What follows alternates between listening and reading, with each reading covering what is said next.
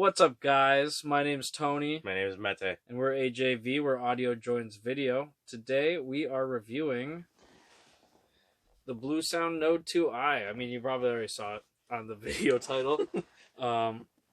We got this guy right here. Music streamer, high fidelity. We've been listening to it since mid-January, so it's been about a month and a half that we've been listening to. And we're just going to give you a quick overview, what we think, pros and cons, what other options there are out there, and you'll be on your way. So let's start off first with the pros. It has a nice app with it straight off the bat for setting it up. I liked it. I've never really worked with that app before. You can sync up your different music streaming services onto it. So Tidal, Qobuz, I think Spotify, Amazon Prime Music, bunch of different options. Mm-hmm. And it's got a nice build quality too. Mm-hmm. Very good build quality. You have a lot of control with it. We were toying with the settings before, so you can completely adjust literally almost anything in it without needing a crazy calibration. I thought it sounded really good. To me personally, in my setup, it sounded similar to me directly streaming to my receiver. Whether I was like running it through my TV or my Xbox, they were all fairly similar to me. And personally, I can hear the difference between Spotify and Tidal. Yeah, there's a difference. That's a bigger difference than what I've heard with this guy here. You said you heard... I noticed a little difference on my setup. Mm-hmm. That was back when I had my Yamaha CX-A5000. Streaming it directly through this versus streaming it directly to the Yamaha using Spotify. Mm-hmm. Sounded a little cleaner, but not enough for me, at least, to justify the price tag keeping on it. Yeah. And that's where it was. You know, we want a lot more out of what we were kind of expecting from this. Who knows if there is going to be better stuff out there? We are going to find out that over time. Now you've got different outputs on the back of it. Real quick, you have the RCA outputs that you could do directly into an amp receiver. Anything that takes an RCA. Yep. You got to do it in the app. You could control it as a fixed output or a variable output. Mm-hmm. And that will use the internal DAC as well as the subwoofer output. So if you're using different speakers, powered monitors, and you want to run a separate subwoofer out, they may not have it. This guy does. And then you have your two digital outputs for the coax and optical out. Those two will bypass the DAC, so you can rely on maybe a different DAC that you have in your own receiver or preamp. And then you have a couple of triggers for control, optical in and aux in, as well as Ethernet to get your. You could use the Wi-Fi, but Ethernet would be the way to go. And you also have a headphone jack for all you headphone audiophiles out there. Yep. And when you do the digital out, you actually have to go into the settings and make sure you adjust it right so you do bypass the actual internal DAC. You have to set up there, but especially for the MQA it's stuff. Doable. Yeah, there's a lot of stuff that's packaged in here, which is nice. Yeah. For somebody who likes full control and gets to mess around with it, I do like that a lot. Now, you can have control, like right on the top is a quick touch screen. I mean, it's pretty self-explanatory. So if you have it directly plugged in an amp and you just want to quick play music, press start, good to go. As well as you can use your phone for control. Also, you can use your computer for it, and I think you might be able to use an IR remote control or Bluetooth controller. I don't know what it can do. I haven't really played with the harmony with it at all, but there might be other ways to control it as well. And of course, you can connect to Rune with it, which is another topic we can save for another time. Rune is it's interesting. It's interesting. It's definitely it's a whole new beast that I'm kind of exploring into. Laptop on for us to use it. Yep, and I've got a gaming laptop, so it's very loud. Yeah. So I almost have to put it in another room. But I think it's great if you have a small amp. So tube amps, T amps, the desktop ones that you have for headphones or little desktop speakers, or if you want that minimal setup. Now, they do have an amp version, the Power Node 2i, which has an amp built in. I know it costs a little bit more. If you really want that minimalist setup and you don't want to run it to separate amp, you can just bam, there it is. Put 2 bookshelves or towers next to it. Call it a day.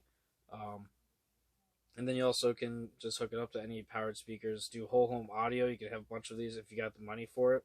Put them all around your house. Different music in each room. Same music in each room. You can do whatever you want. Now you're talking about the MQA direct streaming. Yep. This guy does it. Allows you to do it through Tidal that we were playing with. If you are doing the minimal setup and you have 2 bookshelves, you could do it through that. If you are planning on getting new ones, there are, I know the KEF LS50 Metas, the new versions have it. I don't know if the older ones have, but you can actually just do direct audio streaming to it, MQA, which is nice, and you wouldn't even need this at all. Now, some of the cons we've heard about this device here, a lot of people do like using external DACs versus the built-in one. Mm-hmm. It was strange to see that everybody's like, I bought this $550 item for streaming music, but then I also want to buy an amp, like another DAC, because the DAC inside it wasn't good enough to it. That's where I noticed the major difference is using a built-in DAC versus actually coax out into the Yamaha. Mm-hmm. It's nice because you can pick what you want for it, which is nice. Yeah. With that, a lot of people also were just using it for an endpoint as Rune, for the Rune. So there's only like a couple certain ways that you can actually have endpoints in Rune, which is basically how your Rune server connects to your sound system. It needs something to output it. The new Anthem has that. Yeah, exactly. It is Rune compatible. And you wouldn't even need... Not updated yet. Not updated. It's coming. Which will be sweet. Looking forward to testing that out as well. Yeah. Now, if you're looking to compare this was $550 US American dollars during the time that we bought it for shooting. Same price, you can get the Sonos port. So if you already have Sonos equipment, you can buy that. I don't know the exact specs of every single one. I just did a quick research online for some different options. Bowers & Wilkins has their Formation line for $6.99. You could buy something similar to this, but by Bowers & Wilkins. One of our favorite ones that we want to get and take a look at would be the Cambridge Audio one for $1,500. Oh yeah, it's beautiful. It's really well built. It looks clean, and I've heard great things about it. I mean, I have a Cambridge CD transport, and what I've been trying to chase is getting a streaming device that sounds just like my CDs. Yeah. And that's what we want out of this, and we didn't really get it out of it. I think the Cambridge has balanced outputs as well. That's the only thing I don't like about the Anthem so far. What do you mean? No balanced inputs. Oh, really? Yeah. Well, I mean, if you have else... Cambridge, I mean, you're probably just running it direct. Yeah. It might have a fan on the back of it though too, but it did look really nice. Mm-hmm. I just want something that sounds like my CD transport when I'm streaming Tidal. And that's what still don't that's have what it. The goal is, right? Yep. And that's what we're all trying to achieve there. Shout out to Paul from PS Audio for all you fans out there. Yep. He's got a $6,000 streaming player. I think it's Music Direct Streamer or something like that. We love you. We can't afford you yet. Definitely. I mean, if you want to send us some stuff to take a look, I don't mind sending it back. I take good care of my stuff. Or if we hit the lottery. Oh, yeah. I love it. And I definitely am going to try coming out to Colorado to take a look at it sometime. Hey, he's got his own music production company now. He's using high-end equipment to record it all. He's got everything. So we'll see how it sounds. I'm surprised the guy's not deaf by now. Look up some of his music that he's produced. Oh yeah, in the studio. See if it sounds as good as everybody's talking about. Yeah.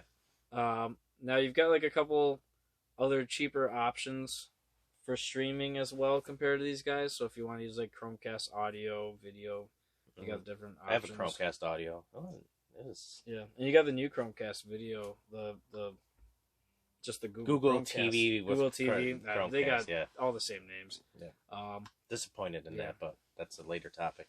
The Raspberry Pi, people have been making their own Raspberry Pis for a Rune endpoint, which makes sense if you're completely bypassing the DAC already. You can just do that. If you aren't a very good programmer, I think there's other options around there for it. I know I'm not, but I could probably, look it up. If you spend enough time, you could figure it out. But people that don't want to spend time, this or any of the other options. And then you've got your all-in-one. So if you have a game system or Blu-ray player, You can watch movies on it. You can also stream music on it, so you can kind of get the best of both worlds. Yeah, I mean, there's things that are better, and you want your own thing. Yeah. Like, we literally have the new Xbox, and we have a Panasonic $1,000 player. Of course, the $1,000 player is really good at Blu-rays. See, I'm the type of guy that's like, I want my game system for my game system. Yeah. I want my Blu-ray player as a Blu-ray player. And they try to like make it more of a streaming thing too, but I just stream straight from my TV, and it's been running a lot like fine for me. I just wish they would come out with more apps for the The Panasonic. controller's annoying too, though. Yeah. Yeah, and the Panasonic doesn't have many apps, but That's where Panasonic I don't mind lacks. it though. I don't mind it because Yeah, but I wish they had the title, because they supposedly have an audiophile DAC in it. If it has audio stuff in that, then sure. Yeah, like I'd love to use streaming on it. And I personally think the CD transport still sounds better than the Panasonic, but yeah, for picture quality wise, you can't beat it. But that's our overall review of it. It's really well built. I love it. It's a great toy to have. It isn't personally for me. I do not have that spare change to throw at it. Shout out to Shane if you're watching this as well. Tons of shout outs today. I mean, for us, this device, it's not what we want. No, but if it's someone that has like vintage audio, you know, an old Pioneer receiver that doesn't even have any digital inputs or anything like that, and they just want to, you know, join the streaming game, like they got a Spotify account, but they can't listen to it on their hi-fi system. You're sick and tired of plugging your phone in every time you want something that's really nice, you got more control over. This will be definitely the way to go. It has a lot of the newer features that a lot of the new receivers already have that you can apply to an older system. And also if you're minimalist with the tube amps, stuff like that, if you want to just go straight. I mean, we just have a desktop setup with 2 powered speakers. Yeah, and we plug this into like every single amp that you can known to man. Yeah, we did your Arcam, we did the Panasonic, you did directly to the mean, Rotel. We literally just plugged it directly straight into a 350 watt per channel amp. Yeah, and we even plugged it in directly to the Parasound. Yeah, and it's cool. I love that you could do that. It was a little scary at first because I was like, "What's gonna happen?" Yeah, I was afraid it was just gonna go full blast, but no, it was well designed. I want to see more out of it personally. Right now, we're at that stages in our audiophile life where no matter what we try to upgrade, it's going to cost us a good chunk of change. And we're talking like $2,000 or more. I mean, the Cambridge audio is like 3 times the price of this almost. Yeah, so. Exactly. And that's where I want to try this first. Yeah. We'll see if we can get our hands on Cambridge audio. If it's worth keeping, I'll definitely keep it for sure. A couple more videos down the pipeline. Got a surprise unboxing. Yeah, we got a surprise unboxing coming up. We've got. I'm excited about that. Oh yeah. We'll do that, and then we'll do some reviews of those things. We'll do some reviews of like an SVS 2000 Pro subwoofers. We can go over the Xbox Series X if you guys want. I mean, it's not really a prize winner when it comes to audio video. Shout out to HGTV Test, who does videos on extreme detail about the Xbox. Details that we probably won't be able to get into. God, I love it though. I love that stuff. But that we'll go over the AVM 70 by Anthem, as well as the SVS Elevation speakers. We're trying that out for Atmos speakers. So far, it's good. It's good. Spoiler alert. So far, I've no complaints about that yet.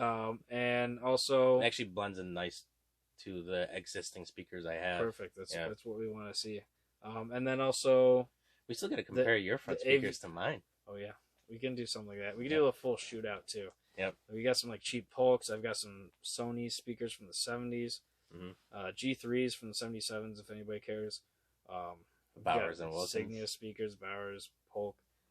We got a little bit Paradigm. of everything. And Paradigm. Got my brand. I gave my parents some other ones too.